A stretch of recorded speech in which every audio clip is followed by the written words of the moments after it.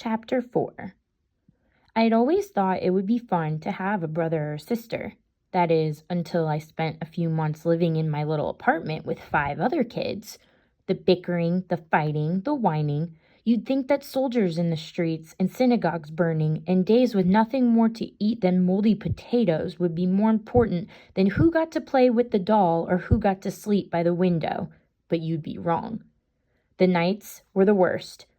I pulled my pillow and blanket out into the hall whenever the Rosenblum girls were arguing, which seemed like all the time now. I had to sleep on the floor, but I didn't mind so much. I would be sleeping on the floor here or there, and at least for now I had the whole hall to myself. If we had to take in another family, I thought bitterly, I'd probably have to share the hall too. I was sound asleep one night when a creak in the hall woke me up. In the darkness, I saw the shape of a person. "Who's there?" I asked, feeling my heart in my throat. "Shh, Yannick, it's me," my father whispered. "I'm sorry I woke you. Go back to sleep." Father had his coat on. He was going outside. "Where are you going?" I asked him. "I want to go with you." "No, it's dangerous to be out after curfew." "Then why are you going?" I was scared. I scrambled out from under my blanket. "Are you going to leave the ghetto?" Anyone caught trying to escape the ghetto was shot on sight. No, go back to sleep, Yannick." "No!" I wanted to help. My father had begun to look so tired lately. The work gangs and the lack of food made him look like he'd aged 10 years in 2. "I can help be your eyes, to look out for guards. I want to come with you." "Shh, Yannick, you'll wake everyone else," my father sighed. "All right, but not another word. We must be silent, you understand?" I nodded and hurried to put on my coat. When I was ready, we slipped out the door and down the stairs. I had never been out this late before. The stairwell was dark and full of shadows. My heart still leaped at every little sound, even with my father there. My father led me down the stairs like we were going to the building's furnace in the basement, but instead we went out through the back door into the alley behind our building. Snow fell in big, thick flakes, muffling everything. It was so quiet you could hear the flakes hitting the snow that was already on the ground. Tick, tick, tick, tick. I followed my father through the silent alley. Our footprints left tracks in untrodden snow. I looked behind me, suddenly worried that we were leaving a trail that would be easy to follow. But the falling snow was already covering our tracks. I prayed for more of it, even though more would mean new work details, for my father and other Jewish men to clear it in the morning. We had to cross at Josephinsta Street, which meant we would be out in the open. Down the block, a German soldier in a greatcoat, scarf, and hat cupped his hands to his face to light a cigarette. My father put a hand to my chest, and we flattened ourselves against the wall in the shadow of an apartment building. I watched the German soldier breathe out a long cloud of smoke. The red ember of his cigarette glowed in the darkness. Where was he from? What was his name? Did he have a family? Children like me? Did he hate Jews the way Hitler did? Had he ever killed a man?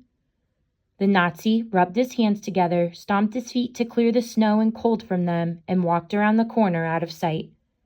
"Now," my father whispered, and we hurried across the street, our feet crunching so loudly in the quiet night air I thought everyone on the block must hear us. I'd crossed that street 100 times, 1,000 times, but it had never felt so wide, the other side so far away. When we reached the alley across the street, we stopped, leaning against a wall again while we caught our breaths and listened to see if anyone had heard us. The only sound was the falling of the snow. Tick, tick, tick, tick. My father led me a short way on, and I began to realize where we were going. Uncle Abraham's bakery. The Nazis had let him keep it to bake bread for the soldiers. As we pushed on the door to go inside, something caught. A towel was stuffed into the crack along the floor. As soon as we were inside, I understood why. Bread. The wonderful, beautiful smell of bread. The aroma alone made my stomach growl. I had learned to live with hunger, but now that my body knew there was fresh baked bread to be had, it could barely contain itself. I shook with anticipation. My father replaced the towel under the door, and we made our way down the dark corridor to the ovens. Uncle Abraham and Aunt Phila had covered every window and door with towels, sheets, blankets, anything that would block out the light and the smell. "Oscar," Uncle Abraham said to my dad when we found them. He hugged my father, and I ran to where Aunt Phila was pulling racks of bread from the oven. "And I see you brought a helper," Aunt Phila said. "Hello, Yannick." She smiled at me, but I only had eyes for the bread. Golden brown loaves that glistened and steamed in the cool air. I felt my mouth water. Phila laughed. "Take one." "After we work," my father said, and my heart burst. How could I possibly wait? He turned to my uncle. "What can we do? Are you firing both ovens?" my father asked. "Only one for bread," Uncle Abraham said. He opened the second oven to show it was empty. "In this one, we're burning wet wood to help cover the smell of the bread with the smoke. We weren't able to save enough flour to bake in both ovens all the time anyway. We must make it last. Another month, another 2, another year?" "Spring," my father said. "The British and the French will be here by then." Uncle Abraham shrugged. "It may be the Russians get here first. The peace can't last."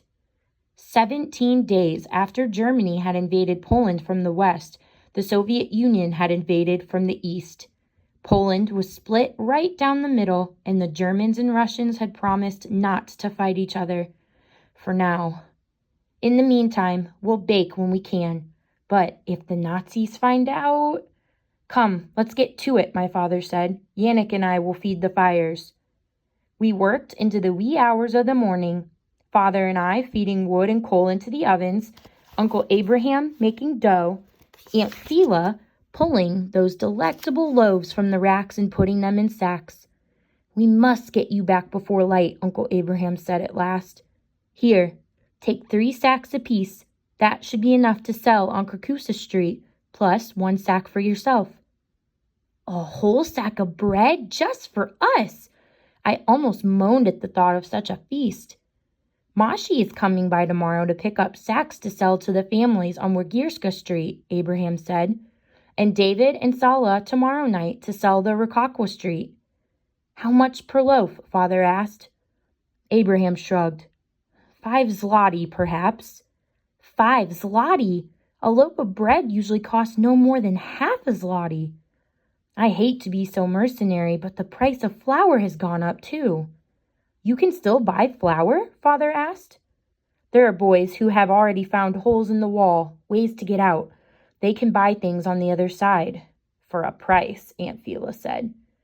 "These new Jews, they have more money too. They can afford it," Abraham said. "Now go, before it's light." "Enjoy your bread, Yannick," Aunt Phila said. She kissed my forehead, and Abraham and my father hugged each other goodbye. When we left, it was still dark outside and still snowing. There would be more patrols, and the ghetto would soon be waking. There was no time to waste. "Once more then, Yannick, to home, and then we shall have fresh bread for breakfast. How does that sound?" "Delicious," I said. Father put a hand on my shoulder and squeezed it. "We just have to survive the winter, Yannick, and then everything will be better. You'll see." I still worried he was wrong, but fresh bread made me forget all my troubles. For a little while, at least.